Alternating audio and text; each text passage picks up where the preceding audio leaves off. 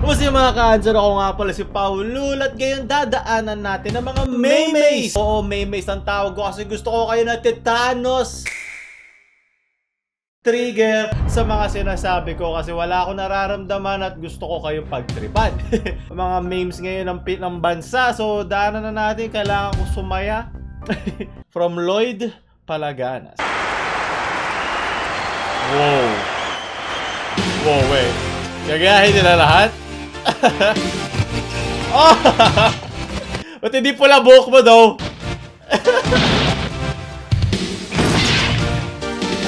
Grabe, pati yung number dinikat nila sa likod.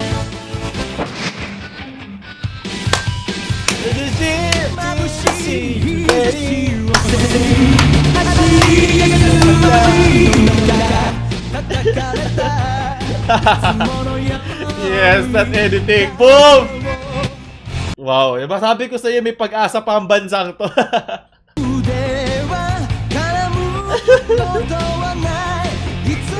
Oh my God! Copyright, Kabila! copyright, Tayo copyright, copyright. Dali uniform niya.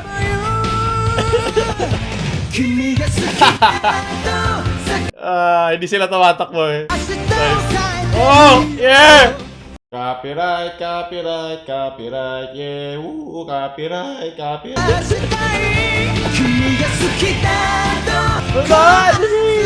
Abay mo! Sayang wala sila sa may dagat. Kayang-kayang gawin niya lalo sa Manila Bay.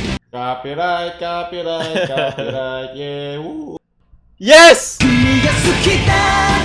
Akala nyo kayo lang kaya mag-edit ng ganyan. Maraming salamat, Lloyd Palaganas. Ngayon, sobrang taas ang nilagay mo standard sa video na to na kailangan sundan. At hindi na ako umaasa masusundan pa to ng mas maganda. So, maraming salamat. Sunod na May from Jervin Loya. Yung first time mong makasakay. The top na lang ngayon. Dati sinusuksok mo pa eh. Yung astig-astig mo na sana yung pagkalapag mo, walang load. Maraming salamat. Sunod.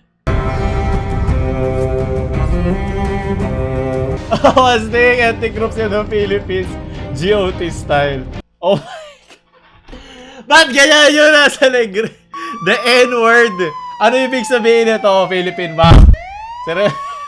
Respeto naman. Ilocano, Igorot. Ano sa Igorot? Igad? Pangasinan, Ibatan, Aggadang, Ilonggot, Ibanag. Kala ko yung tattoo ni Tito Dante. Bugkalot, Kapampangan.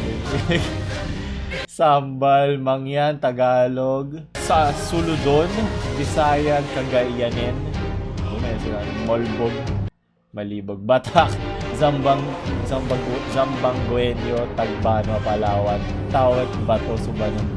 Grabe ang lakas ng Bisaya, no? Charos kalahati na. Kalahati na nasasakop sa Pilipinas. Sumunod ang Igorot sa may Hilaga at Kanluran. Ano na sa gitna? Siyempre Tagalog. Grabe, matatalo na tayo ng mga Bisaya, mga Tagalog dyan! Lumaban tayo! Sino yung nasa wall? Sino yung maghaharang sa mga zombies sa papasok? Sa mga Chinese. Ang mga White Walkers dito, yung mga nagbabato ng taho sa atin. Nandun yung pader. Pero dito kesa pader, may isang malaking dagat na West Philippine Sea or South China Sea. Okay? Depende kung kanino perspective mo kukunin.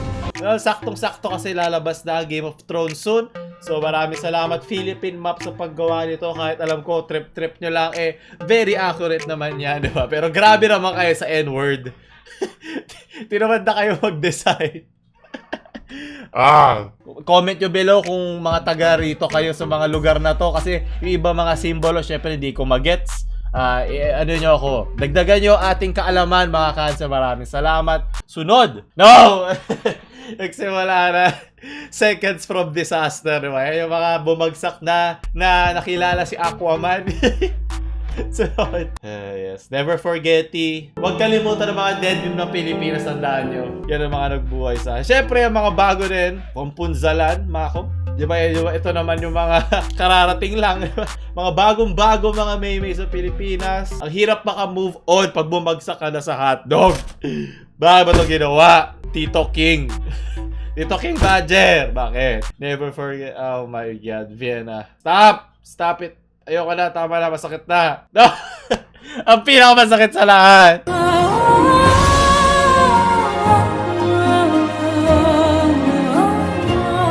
Pag nakita mo yung grades mo, di umabot. Wala ka ngayong baon sa nanay mo. Wala kang layas at wala ka ngayong gimmick sa mga kaibigan mo. Project ang pang nalalaman, ha? Ayan, sige. Sunod. From history memes. Ang pinakamasakit na yun, bumagsak.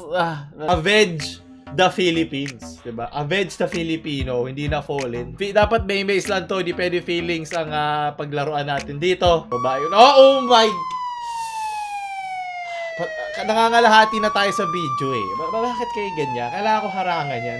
Ito yung mga babae nagkaroon ng hindi inaasahang sequel sa kanilang buhay na napanood akong 0-0. Siyempre, harangan natin yan kasi Dalaga Pilipina.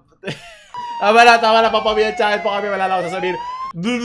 Baka maubos din ang 50% ng ating channel. Ayoko na. Ayoko matalo si Tito YouTube ulit. Sunod. From I Love Tits. Sa ilalim ng puting ilaw sa dilaw na buwan, pakinggan mo ang aking gago. Sbebe! Diba, ito yung meme dun sa He Lied, She Believed. Tapos diba yung kabaliktaran, diba yung mga dalagang Pilipina pa tayo noon, diba tinamaan tayo. Oh my God, feelings, emo. Ooh yeah, emo face, yeah, emo, you don't understand me, you know the feelings of love. Yes, emo is pain, loving is forever. Love is pain. You are my forever and ever, always. Ganito maging emong mama. Aray po, pasok sa mata ko. Sa ilalim ng Dalaga Pilipina, yes, sunod. Beep, sabi no, Pag-asa, Filipino 14-year-old. Yes, dito Willie at ang titong pinakamamahal ko. Ang nauna kay Tito B at kay Tito Dante. Gusto kayo nahanap mo pa eh. Nagawan mo pa ng paraan. Maraming salamat, meme page. From Carl Silvestre. So, naiintindihan na kami. Hindi nyo kasi naiintindihan mga lalaki kayo. Gusto lang namin magmahal. At hindi kami hahawakan ni Tito Prince. Okay? Alam lang niya kaming mahalin. Wala na siya ibang motibo. Dahil ako ay punong-puno ng emosyon at hindi ako kaya mag-isip, madali ako makukuha ng mga ganitong mabubulaklak na salita sa isang Filipino white knight. Na-explain ko naman na dati yan, di ba? Please pasabi sa mga dalagang Pilipina niyong friends na huwag kayong madaling magpaakit sa mga lalaki. Nagsasabi lang na, mamahalin kita forever, blah, blah, blah. Kasi, ang nangyayari, parang sinasakyan nila yung kahinaan nyo. Kaya sinaktan kayo, di ba? So, vulnerable yung mga emosyon nyo. Emo face kayo, di ba? Emong mama face kayo.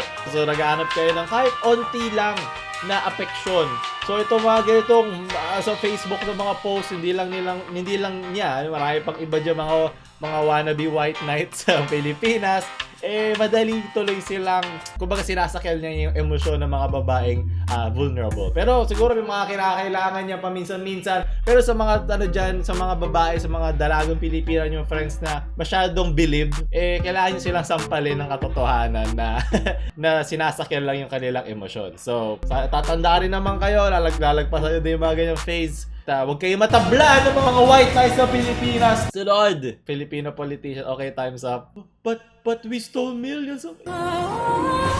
Filipinos believed and politicians lied. Masyado masakit kaya sa Pilipinas lang, basta gwapo ka, artistahin ka, basta napunta ka sa isang show, nasa isa kang sine, boboto ka ng mga Pilipino. Doon katanga ang ating masa. Pero anong gusto mong gawin natin? Wala ganun na nagkanda loko-loko na at education system. 'Di ba? Pag mas maraming tanga Pilipino, mas madali silang mauuto. Kaya pag madali silang mauto, mas okay yon sa mga gustong maboto, di ba? Kasi hindi nagdo-double check hindi nag-aano ng kahit anong impormasyon. Kung ano lang isubo mo, nangunguyain nila, di ba? So, avenge the fallen. Tama na. I don't feel so good. Umrayan. Yep, ayun, nagkatawa na ka, di ba? Tayo lang din ang nananakit sa sarili natin. Tayo na lang din kumbaga ito si Thanos ngayon nanonood sa atin, tayo lang yung tig 50% na nagpapatayan. So, hindi na nga niya kailangan maglabas ng kanyang daliri. Pero lang kung may mga dalagang Pilipina dyan, kailangan mo nun. Sunod! From Daisuke Kun, When Your Cat's Bisaya.